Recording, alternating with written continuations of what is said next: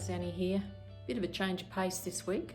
I thought I'd cover a gold prospector by the name of Russian Jack. And this video will tell you a bit about his story of his life in the goldfields, mainly in Western Australia, and his reputed epic trek with his wheelbarrow over 300 kilometres across the Great Sandy Desert to take his mate for medical treatment. Anyway, I hope you enjoy the video. Sit back with a coffee or a coldie and enjoy. Russian Jack's actual name was Ivan Fredericks. He was born in Archangel in northern Russia and immigrated to Australia in the 1880s. He stood 6'2" in his bare socks, and he was 48 inches around his chest and hands the size of leg hams. He had a deep voice that came up from his boots and knew only a few words of English when he arrived. While working in Halls Creek, Western Australia gold mines, he pushed a sick friend 300 kilometres across the Great Sandy Desert to Wyndham for medical treatment. And various records of this trek show that it was Wyndham and others say it was Broome. And not to get in the way of a good story, Peter J. Burridge's work on Russian Jack claims the actual distance was closer to 50 kilometres.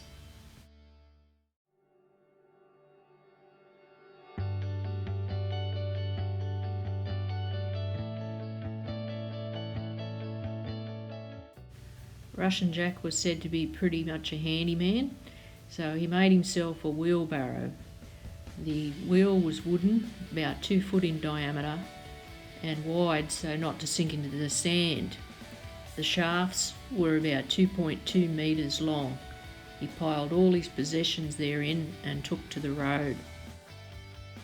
This newspaper record of July 1949 recalls a man saying that he'd sold Russian Jack a single barrel gun and it was minus a nipple, and 3 days later he showed it to me with a neat and serviceable nipple which he had made out of soft steel with a file and a drill made from a sewing machine needle. I saw him make a wheelbarrow out of 2 cement barrels and packing case. He was a fine man in every respect.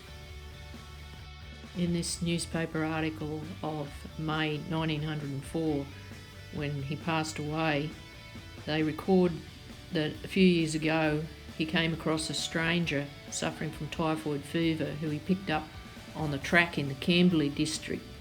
The stranger had a wheelbarrow and some food, and the burly Russian took the sick stranger and wheeled him nearly 300 miles to a haven of refuge. So we've got 300 miles and 300 kilometres.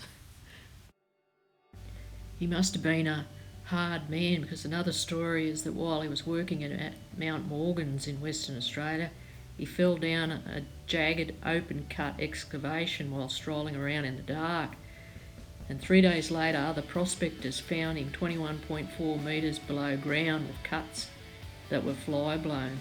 His only comment was, "I missed a shift."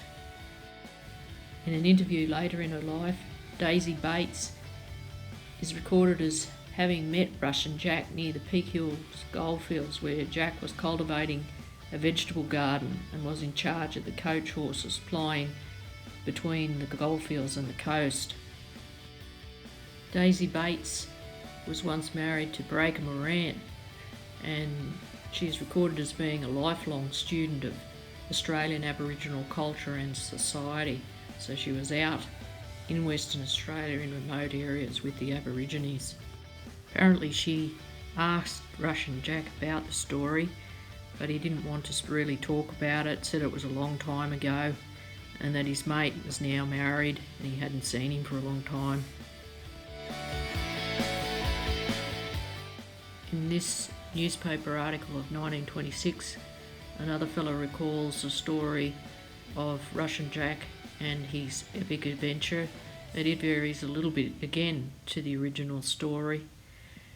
He said that Russian Jack used to have big hands and he shook hands like a gentleman, and he had a big bag of stores over his shoulder that contained several dozen tins of meat, a supply of candles and matches, and several packets of dynamite, and a couple of boxes of dynamite caps.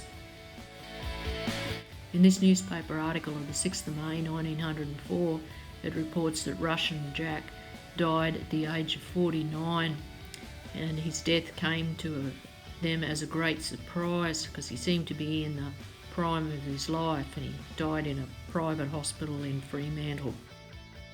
Russian Jack is recorded as dying at the age of 49, but if you look on the headstone here, he was actually 40, and he was supposed to have died of pneumonia.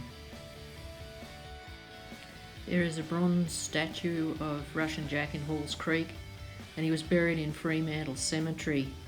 His grave was unmarked for a number of years until later the Russian Orthodox Church erected a marble cross. Well, I hope you've enjoyed this video. As usual, I'll put my reference materials in the About section of the video. If you've liked this video, give me the tick for the thumbs up, and if you're not already a subscriber, subscribe to my channel. Cheers!